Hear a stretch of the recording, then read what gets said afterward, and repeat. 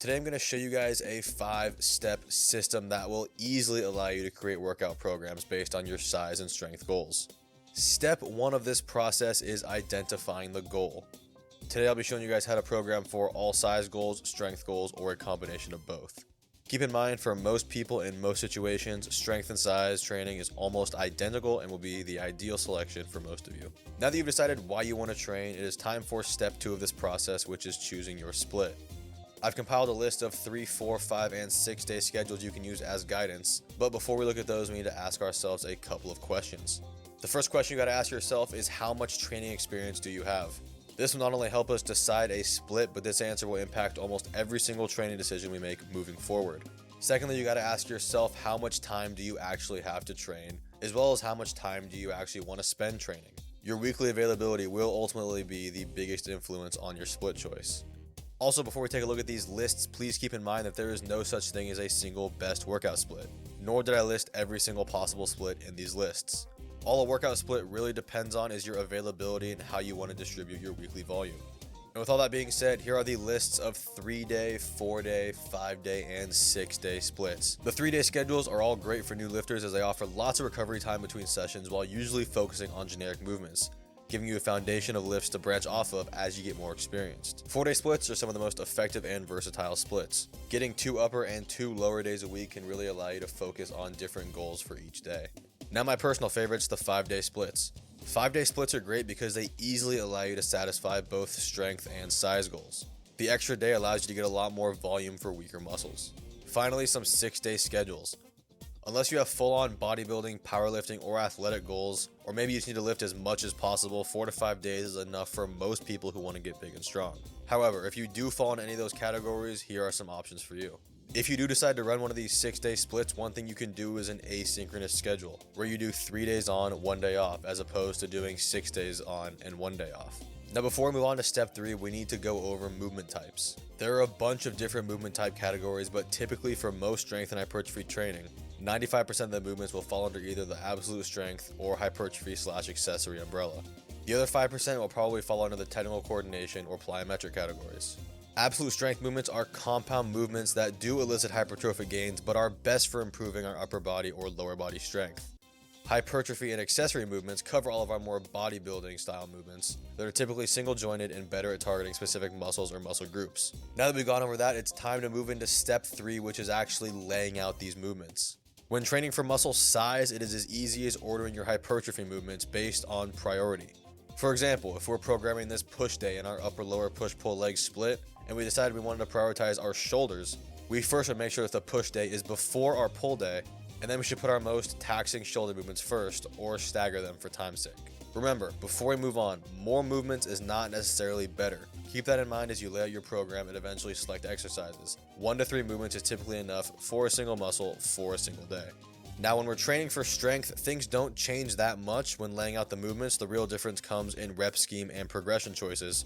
However, we should still be doing our heavier squats, pulls, and presses earlier in the week and earlier in individual workouts. Another thing you can do when trying to optimize performance in a bench or squat is programming a plyometric or technical coordination movement before your strength movement. What this does is wakes up your central nervous system and primes you for some big time lifts. These can be as simple as something like box jumps before squats or plyo push-ups before pressing. If you are more advanced and capable, technical coordination movements such as clean or jerk variations are also great options. And now that you've laid all your movements out, it is finally time for step 4, which is choosing our exercises. Every balanced training program should include vertical and horizontal pulls, vertical and horizontal presses, along with hip hinge and knee hinge movements. Those 6 are the bare minimum when training your total body, so keep that in mind while choosing exercises, especially if you want to go for a more minimalist approach where you're not in the gym for very long each session. Each session can be as simple as choosing one exercise from each of those 6 categories and ordering them based on priority. First things first, let's take a look at our upper and lower body absolute strength choices. These are going to go at the start of your training sessions almost always, depending on the goal of the day. Because 1, they are tougher movements, but also they are the best at creating strength adaptations. Getting into our hypertrophy accessories, let's start off with the chest. The chest is primarily targeted through horizontal presses. Here are some exercises you can choose from. Chest is typically trained earlier in the session on push and upper days. Take note, on any horizontal and vertical pressing motion, you will also be working out the front of your shoulders quite a bit. You should keep this in mind on days where you train chest and shoulders on the same day. To make sure you're hitting all parts of the chest, a flat bench, incline bench, and fly variation will suffice. Next up, we have the back. The back and all of its muscles are trained through both horizontal and vertical pulls. Choosing a balance of pulls from both groups will be best. A couple of things to know about back training. First, the biceps are a secondary muscle that are going to be used in all of your back movements. So if you care more about growing your biceps than your back, you should probably train them first. Back is usually trained earlier in the training session, as it is one of the more taxing muscles, but of course, only do that if it aligns with your goals. Before we move on to the shoulders, it is difficult to know or feel exactly what part of your back is being targeted. How I figure out what part of the back I'm targeting is keeping in mind the fact that most exercises where you flare your elbows and retract your shoulders before following with your arms will target more the muscles in your upper back, while movements that keep the elbows tucked and rotate using your shoulder as an axis will target more of your lats. Next up, we have the shoulders, or the deltoids, primarily worked through vertical presses. The shoulder is divided into 3 heads: the front, middle, and rear deltoids. Your front delt is used a lot in most horizontal presses, focusing on the chest as well as overhead presses. The middle delt is trained in overhead presses as well as lateral raise variations, and the rear delts can be targeted with different raise variations or some pulling movements. Shoulders are typically trained on upper days, push days, and of course shoulder days, and are also typically done earlier rather than later. Chest and shoulder training does have a lot of overlap, so on days where you train them both, or if you have shoulder and chest on back-to-back days, make sure you put your prioritized muscle group first. Also, when it comes to rear delts, some people train them with their upper back and some train them with shoulders. It really is up to you and depends on what works for your schedule. Next up, we have the legs, primarily the quads, hamstrings, and the glutes. Trained primarily through the hip hinge and knee hinge movements. Hinging at the hip will target more your hamstrings and glutes, while hinging at the knee hits more quads and glutes. Legs are typically trained on lower or leg days. You can start really with your quads, glutes, or hamstrings depending on what's important to you.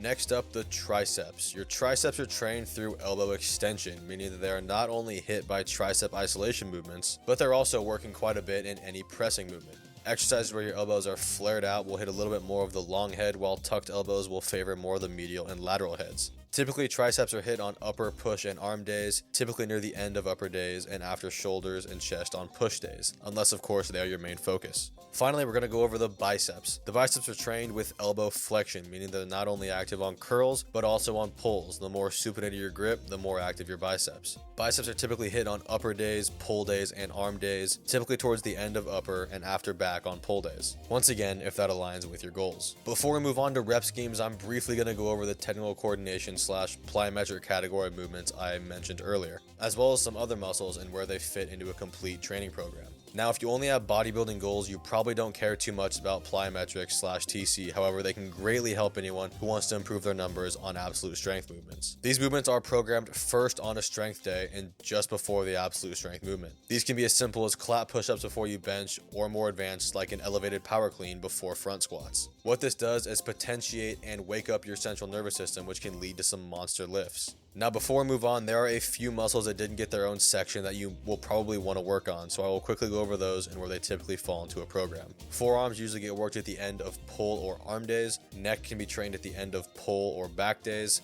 Adductors, abductors, and calves are usually done on lower or leg days, and core can really be hit on any day you want. And now finally we get to step 5 and the final step in this system, which is writing your programs, sets, and reps. When choosing these, we need to keep a few programming fundamentals in mind. The first and most important aspect of training is your effort. Effort is basically how close you take your muscles to failure. Working within 2 reps of failure is definitely enough to build muscle for almost all people, especially in the beginner to intermediate range. Sets taken to this intensity are called working sets and will be very important in our next point. Keep in mind, when I talk about failure, I'm talking about mechanical failure, meaning that once your form breaks down enough and you need to use other muscles or momentum excessively to move the weight, you have failed. Brand new lifters do not need to train all the way to failure, but after you do get acclimated to lifting as a newbie, I do recommend taking a portion of your sets to complete mechanical failure so that you understand what that feels like and can better judge the quality of your sets in the future. Next thing we're going to talk about is volume. Volume is the total number of working sets for a muscle. Depending on your experience and goals, 10 to 20 sets per week for each muscle is recommended. That is another reason why hitting everything twice a week is encouraged, because you can then split up the weekly volume into 5 to 10 sets per session. Keep in mind, after you pass through the beginner stages of lifting and you become a regular or intermediate lifter, you essentially have two options. You can stay closer to the 10 sets per week zone and take each of those sets closer to failure, or you can work closer to the 20 sets per week range, but you can't take each of the sets as hard. I think for almost all people, doing less sets at a higher intensity will be the better option. Now, if you are literally brand new to lifting and you're going to step in the gym for the first time tomorrow, you could literally start out doing 5 sets a week and you will grow. Starting with much less volume as a beginner will also make progression over time much easier. And like I said earlier, more volume is not necessarily better. Once you get closer to that 20 sets per week or 10 sets in a session threshold, most of your work will end up being junk volume, which ends up being a waste of time because of the effects on your recovery and the diminishing returns of your gains. Next thing we're going to go over real quick is progressive overload. Progressive overload is the most reliable way to track and drive progress, especially in these earlier beginner intermediate stages. And it essentially means increasing performance on a specific movement over time. This can be done by, say, adding 5 pounds, adding a rep, or even controlling the eccentric of the lift better. Now finally, before we get into sets and reps, we're going to quickly go over rest times. 60 to 120 seconds is usually enough for most people to recover their ATP or energy for a set, but there's nothing wrong with resting as long as you need to feel recovered. Sets taken to failure and heavy strength lifts will probably take more time to recover from, probably in the 2 to 4 minute plus zone. Now, hypertrophic rep schemes are really easy to understand. Basically, any set in any rep range, to an extent, performed with enough effort will build muscle. However, this does not mean that some set and rep schemes are not better than others. Let's assume for the sake of this example that 80 to 90% fatigue is challenging, but the sets aren't so long that we cannot recover, or judge the quality of the set. When I label a rep count with fatigue, I am assuming that you are training with a certain proximity to failure, in which you can call the set a working set. Let's also understand that while not the primary driver of muscle growth, time under tension does play a large role. If we take a look at low rep ranges that we would typically use for absolute strength movements, these will kill us in terms of recovery, and time under tension is minimal. Maybe not the best if hypertrophy is your only goal. If we take a look at higher rep ranges in the 20 to 30 plus zone, we can see that there is a lot of time under tension, but we are more likely to end the set because we are tired rather than because the target muscle has failed. Again, dropping the quality of the set because mechanical tension won't be as high. If we take a look at this zone right here consisting of the 6 to 15 rep ranges, we can see that the quality of the sets will be higher and we will be getting a significant amount of time under tension. Not to mention there are other ways to increase time under tension in these medium rep ranges. Now, lower and higher rep ranges do have their place in a complete training program, but most sets should be in that ideal range. The number of sets will again depend on your experience level and how many movements for the specific muscle you have programmed in that specific session. For example, if you have a chest focused push day and you have a flat press, incline press, and fly all on that day, you're not going to want to do 5 sets of each because that would shoot you way over the daily and your potentially weekly volume threshold we talked about earlier. Strength rep schemes, on the other hand, are a little bit more complicated once you get to a certain point. Fortunately for most people, strength and hypertrophy rep schemes can be exactly the same for the first year or two plus, depending on your genetics of a lifting career. You can work your strength movements in the exact same way you do your hypertrophy accessories. Maybe starting out in the 4 to 6, 6 to 8, 8 to 10, or 10 to 12 rep ranges at a lower intensity or lower effort, meaning you use less weight, focusing more on your technique. And just like that, you have a fully written workout program customized to your exact needs and goals. If you want to pick up an absolutely free training program or read the complete 30-page version of this guide, all that can be found in the link in the description.